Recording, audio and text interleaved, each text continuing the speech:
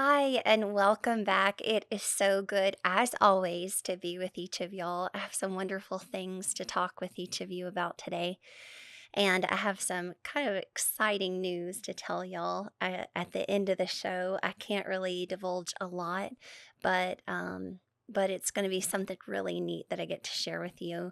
This past week was my 45th birthday. 45. How in the world?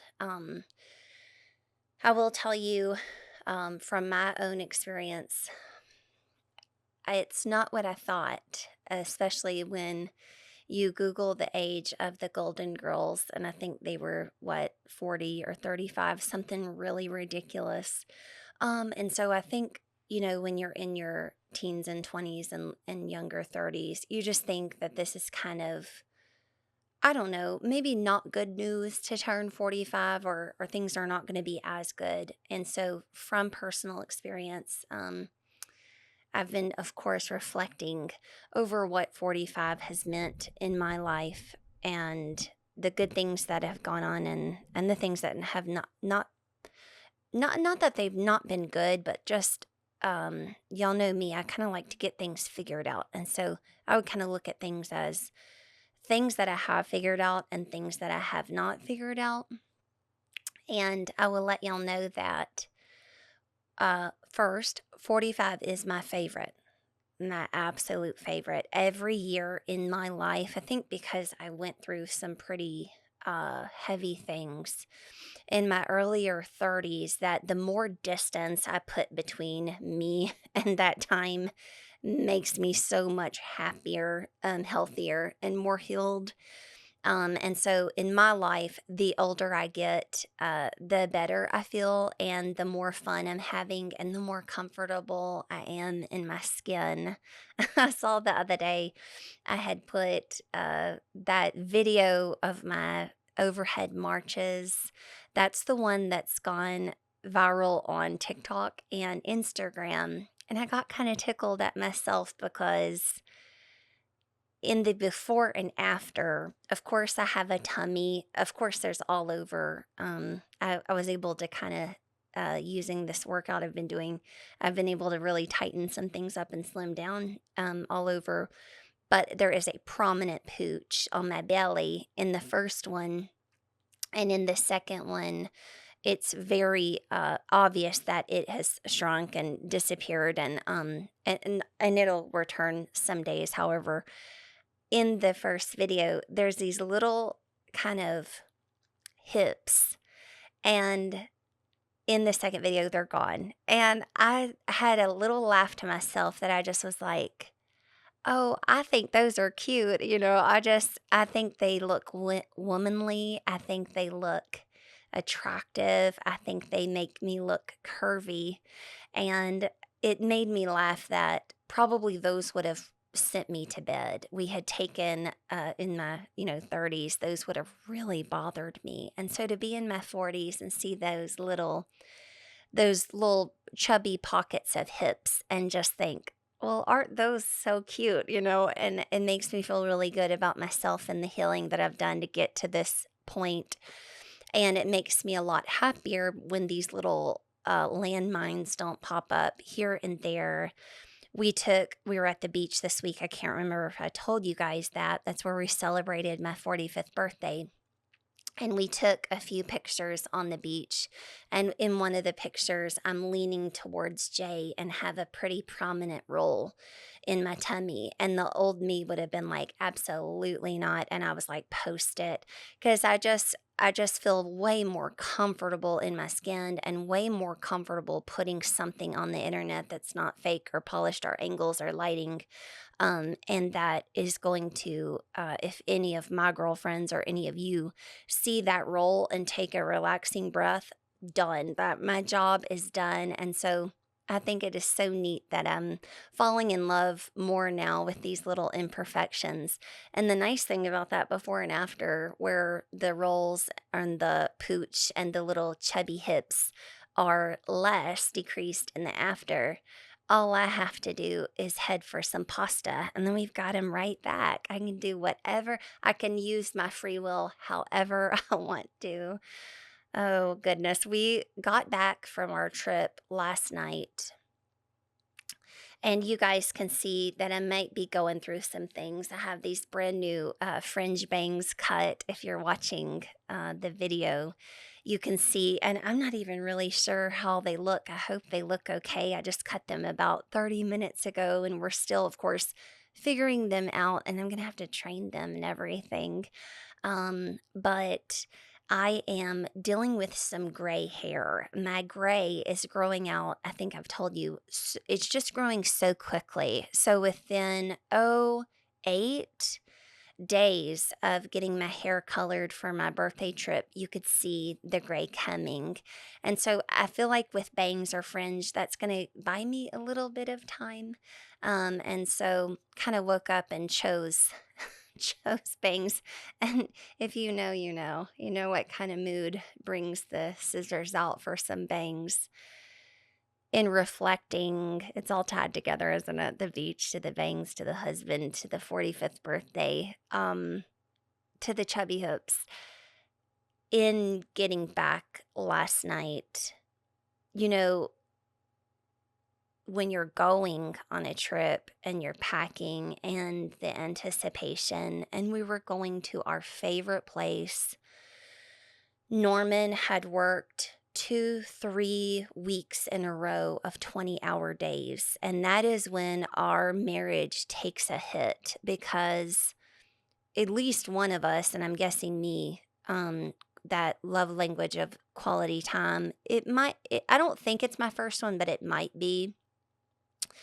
When it is hit so hard, when you choke out that love language, say it's quality time, and now for 3 weeks you're going to give it zero time, um, it just takes a hit. After 8 years of marriage, we know it's coming and we can see it coming. Um, but of course, we struggle through it just like every other time. When we got to the beach, instead of having um what is normally his only time of the year that he can power down and kind of put that phone down and kind of send his mind into something really relaxing and spend time with me, we were still in harvest because of the rain and the weather. And so we spent an entire week in South Padre where he would normally work hardly at all. He worked a good bit, and I knew that was the case going into it. I would have rather go to the beach and work than we need to cancel our trip. I had to pick the lesser of those two. So I knew the expectations going into it. I knew, and I had kept a really good, I thought, um, kept a really good attitude. But going into something, just going to our favorite place for my birthday, which is something that Norman makes so special for me. He is a husband that prides himself in making his wife feel pampered on those special days, whether it's especially my birthday or Mother's Day, anything like that, our anniversary. He pampers. He makes me feel like a princess.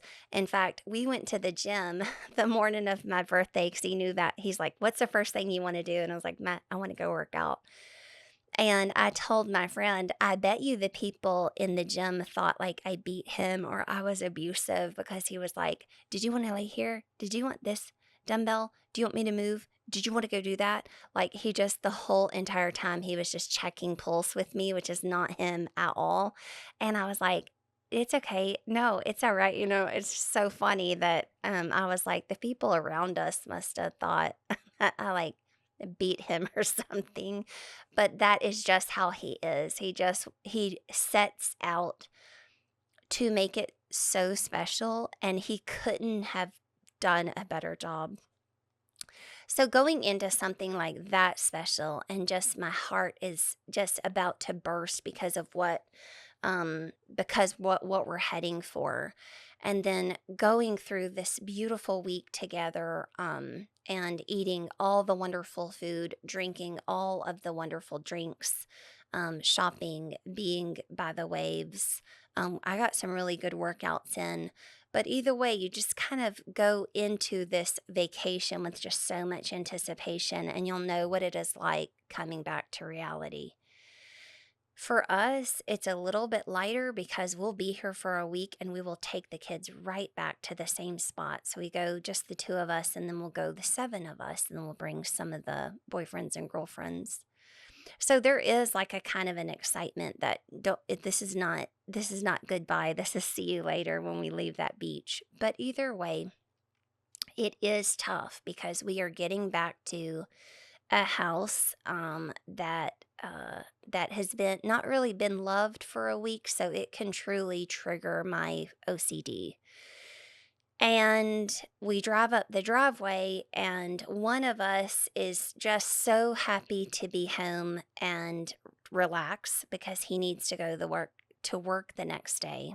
And then the other one of us really kind of needs us to put a good 3 hours in here at the house so that my heart and mind and body can shut down the trigger that has occurred just seeing what I'm seeing. And it's nothing anyone did. Our kids didn't do anything. I didn't do anything. We just were gone. And so the yard is grown. There's, trash in the yard from the dogs. There's toys in the yard. Things have blown in the storms. A house just hasn't been loved for a week. And so up arises one of our conflicts, which is Jay's work is at the farm when he's here at the house. I want to make a side note real quick. It's not so much etiquette that I talk about Jay and I while Jay's not here. I do feel comfortable because of how much love and respect I have for him, that I'm not going to be bashing him, especially in a minute. You'll hear why.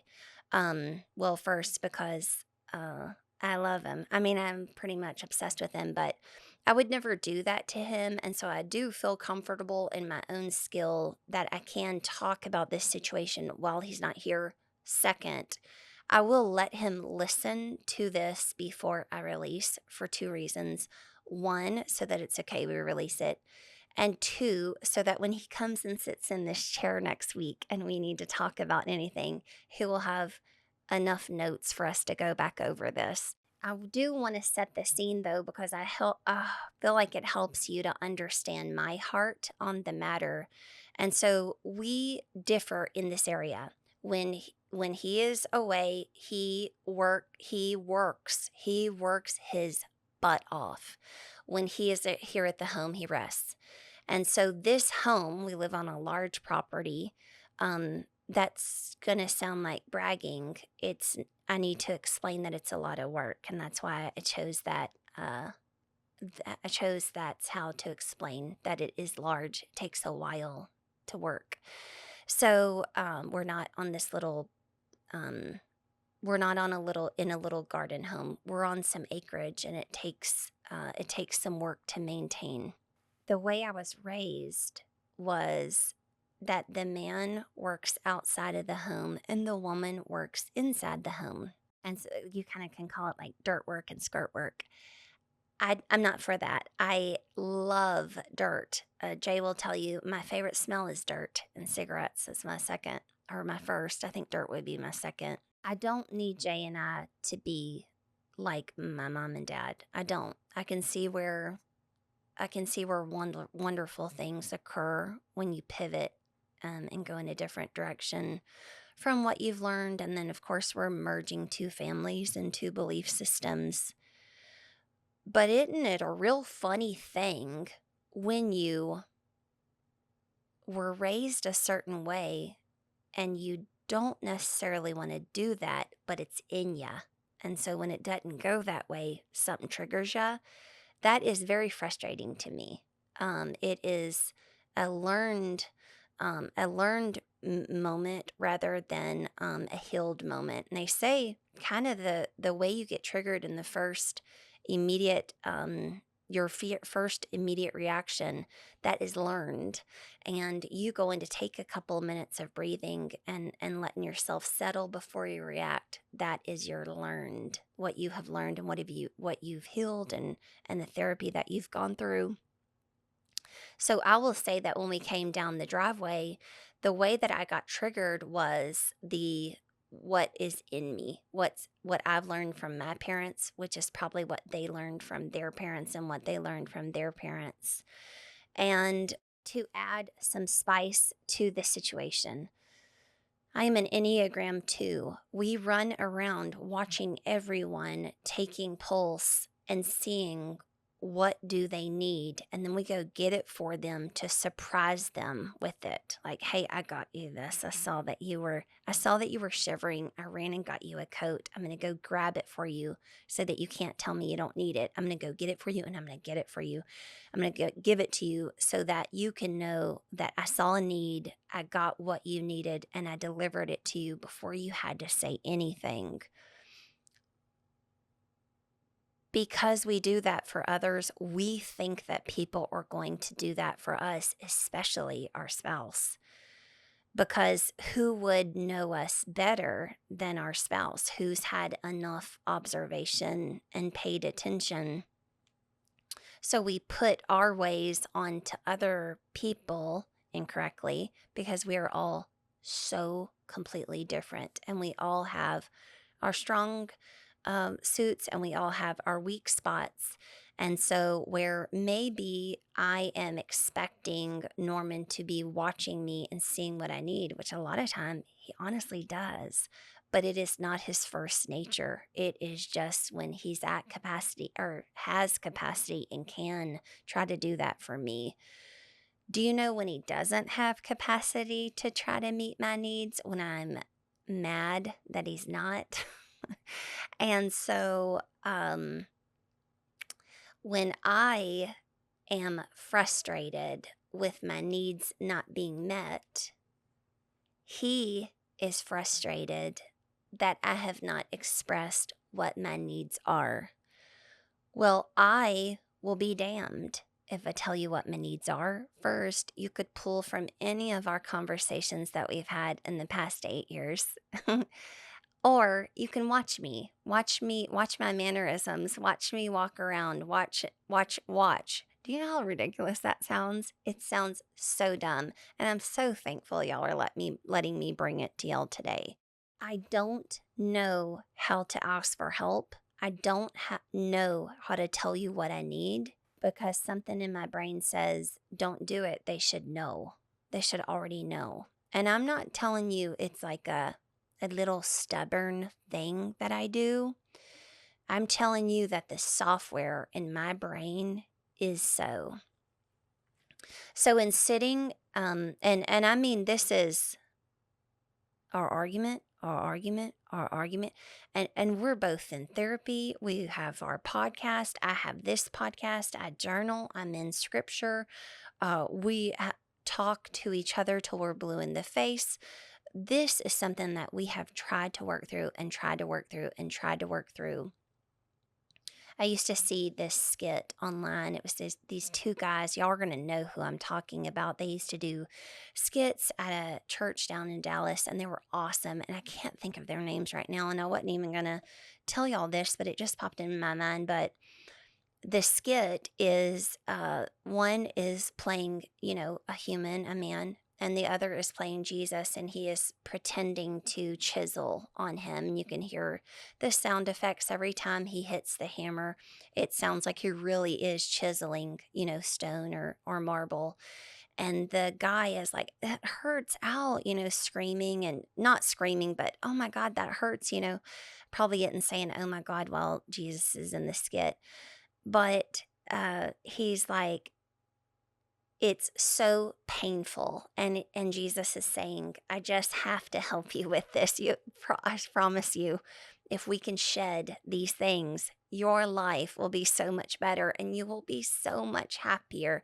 You are holding on to, voluntarily and involuntarily on you, you are holding on to so much junk that is just weighing your life down.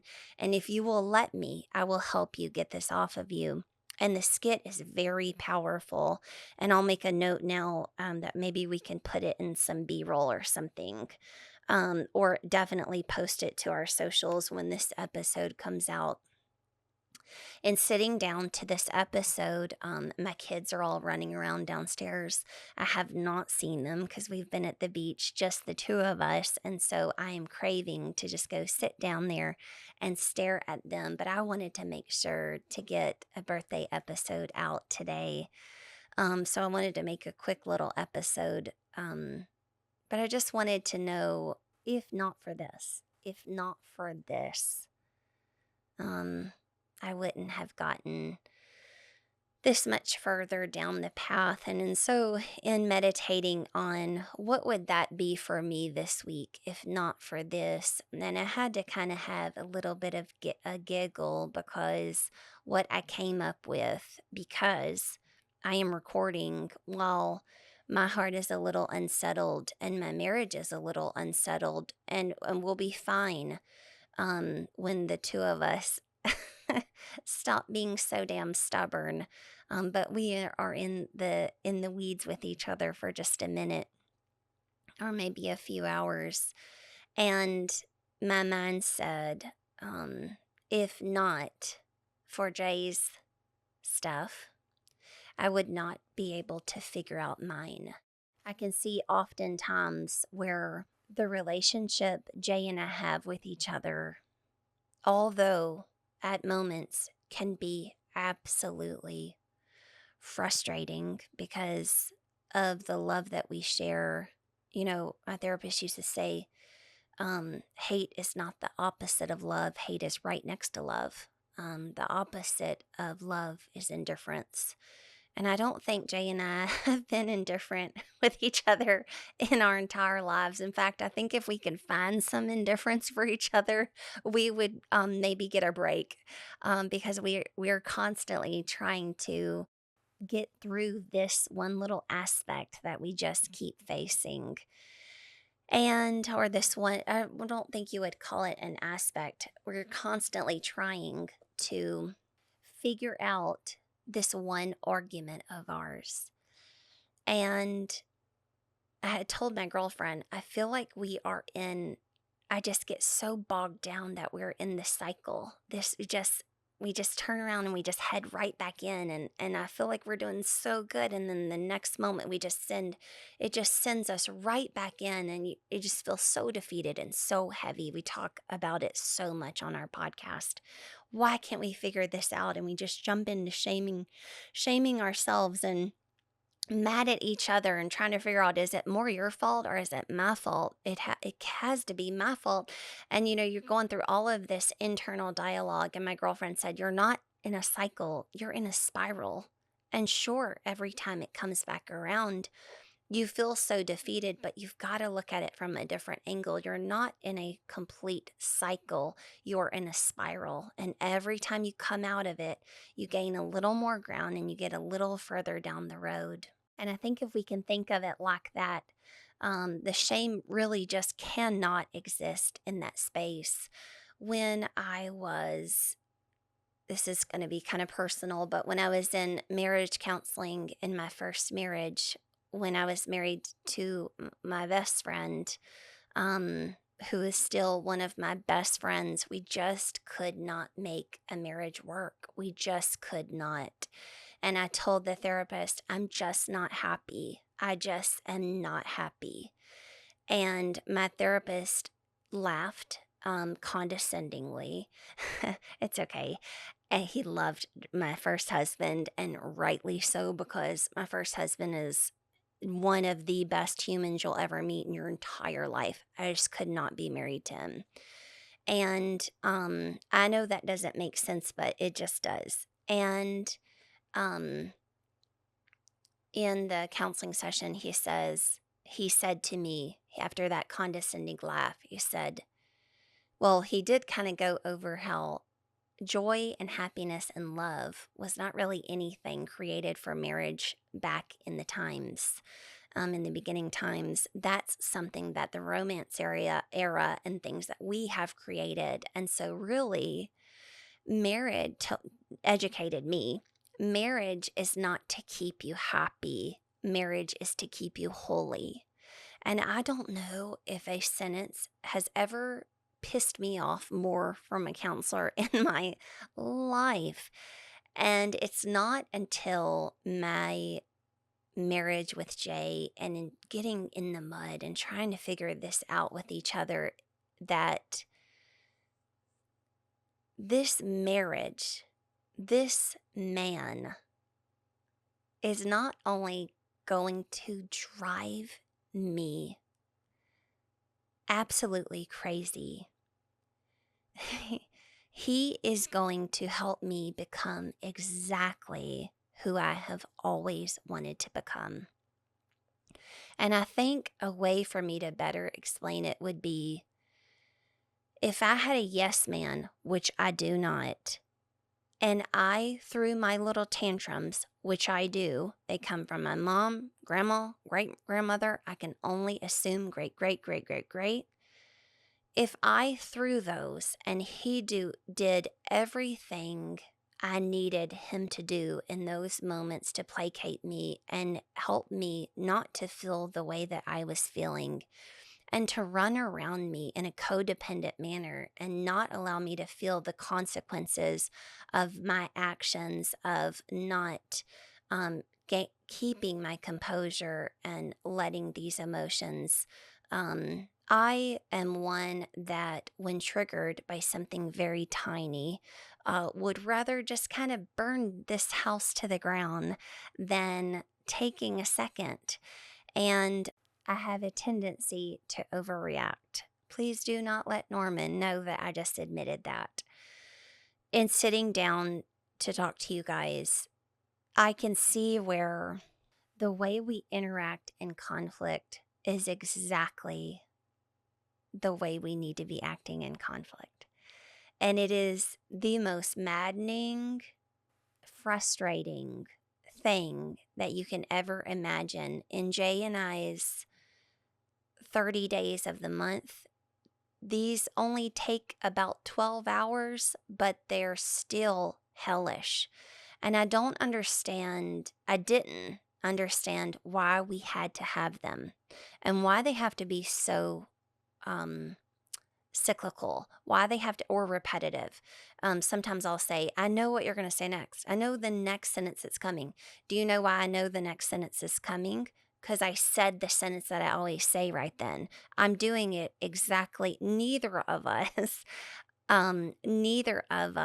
are dropping the rope, like we say in our podcast. And yes, we are gaining ground.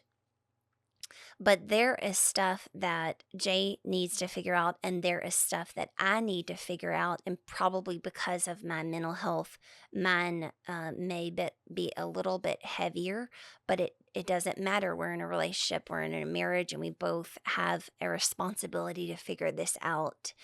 And I know that we are going to. I really do. I know, and if he were sitting here and then the next episode, he's going to say, we've gained ground, even when it doesn't feel like it. Every single time we get in the mud with each other, it is less and it's further down the road into healing.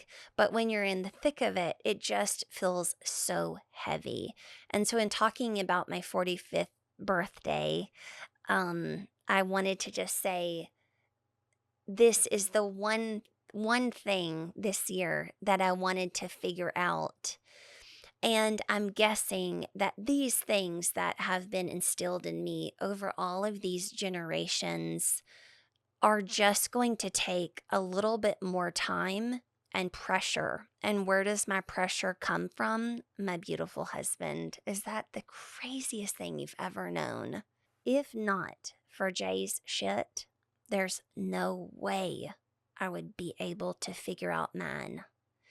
And that is honestly one of my biggest priorities in this time on this earth is for me to be able to figure out my shit. I'm after it. It's my nemesis. It drives me crazy when I am one way 29 days of the month, and for those 12 hours, I don't even resemble myself.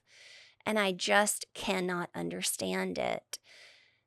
And I feel like the Lord was like, "Do you really want to figure this out?" And I said, "I really do." And He said, "It's gonna suck." And I'm like, "I'm in.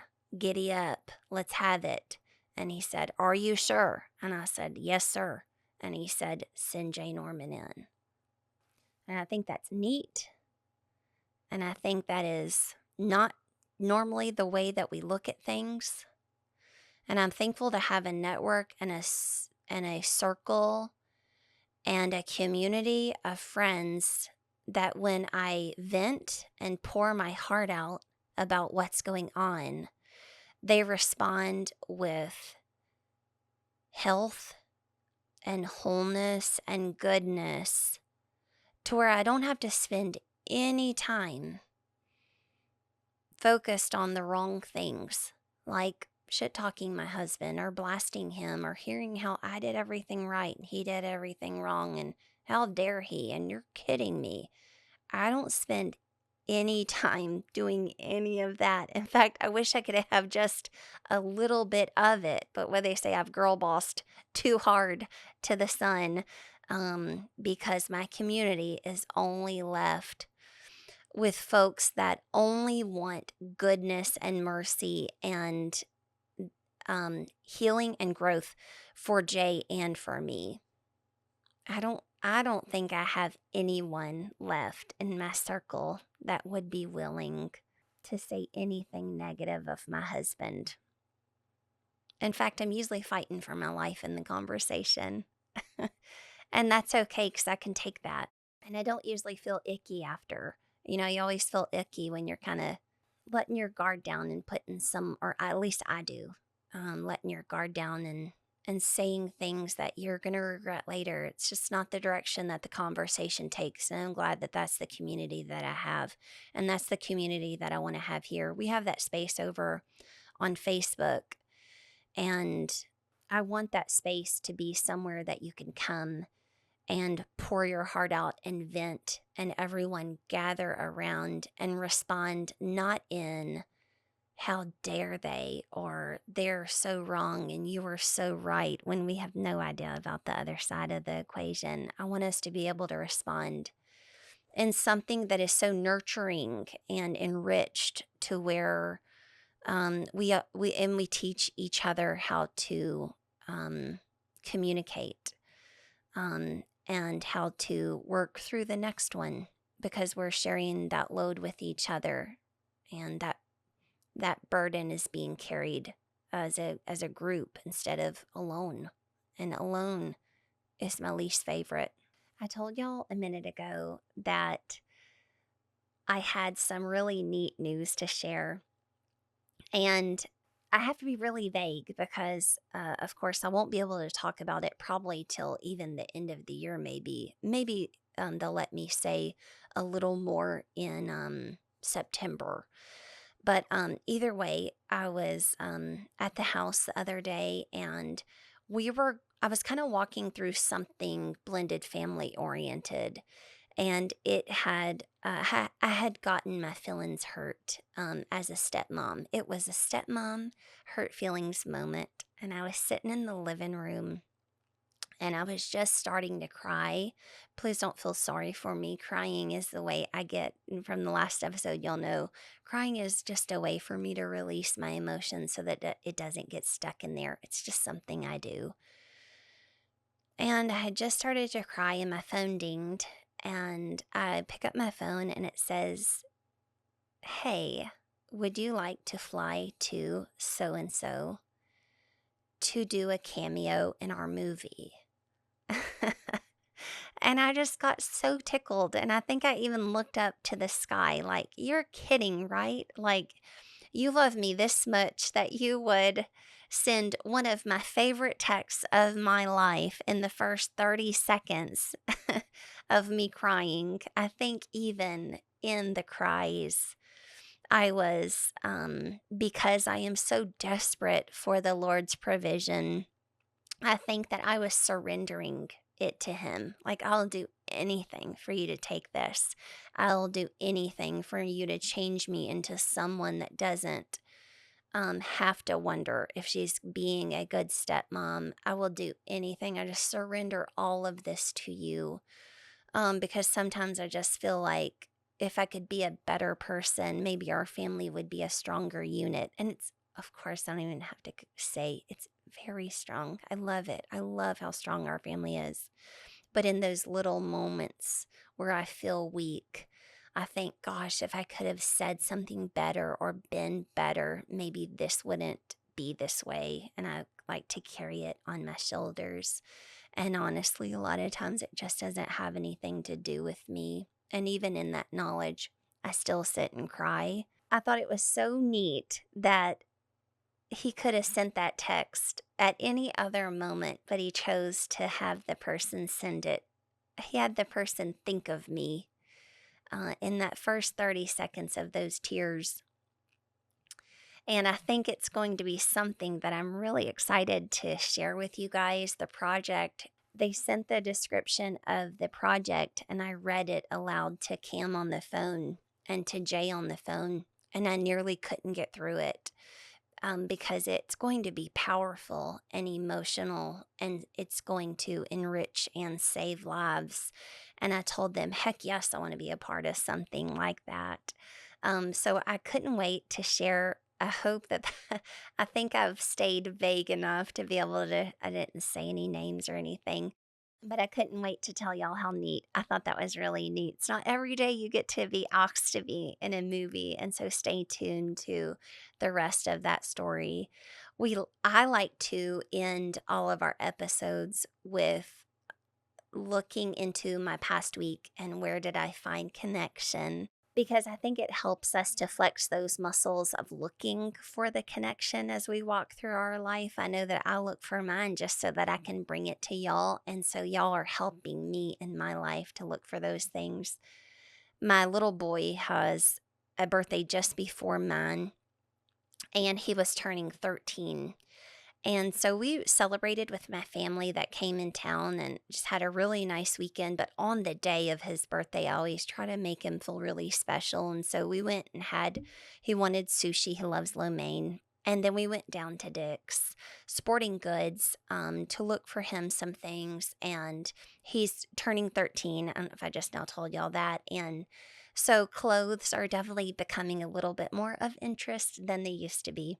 And on the drive down to the store, because we live in the country, I took the time to kind of let him know how proud I was of the person that he is. And I watch his friends and I watch other kids his age, and I make note that his first step is always just real whole, real guided, and real calculated, as someone like a good person would take. He always takes a real good first step in really everything that he's doing.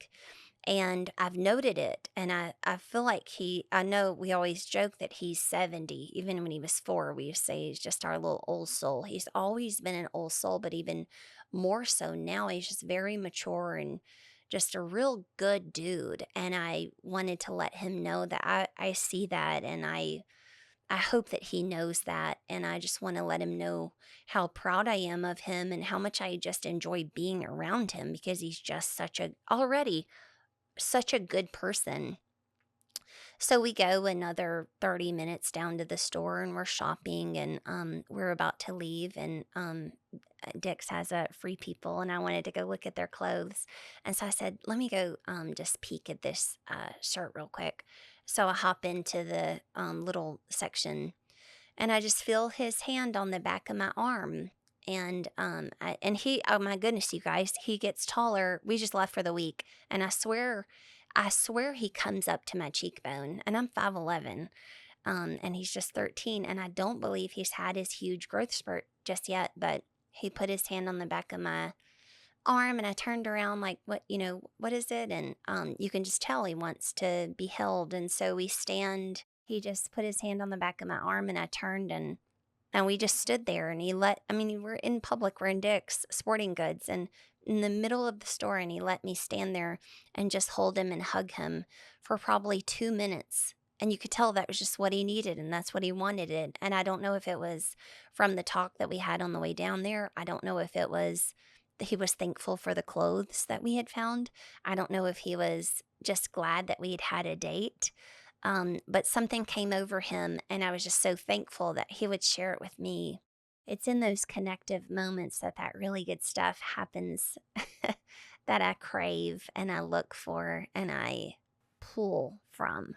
In those moments that I'm not feeling like a good mom or I'm not feeling like a good stepmom, I can pull from that history. I can pull from my browser history and pull that back up and let that moment float me through that struggle. That's so neat to me. I hope you guys will remember to look for your connective moments and let those moments be fuel for you too, to go through those struggles to get to the next one. I've had the nicest time with you guys today. I apologize for the week or two that I missed with you guys. I didn't anticipate. Our children are older, and so I thought I would have a little bit more time to record, but I didn't anticipate that our children are older, and we just really like spending time together. And so where they went from being little and needed me, they're now older and want me. And I want them. And I think that's really nice. I'm about to go find mine, and I think we're going to go hit Target. And I just have really enjoyed being with y'all today, and I can't wait until we're together again. Thanks, y'all. I love you. I love you so much. Bye.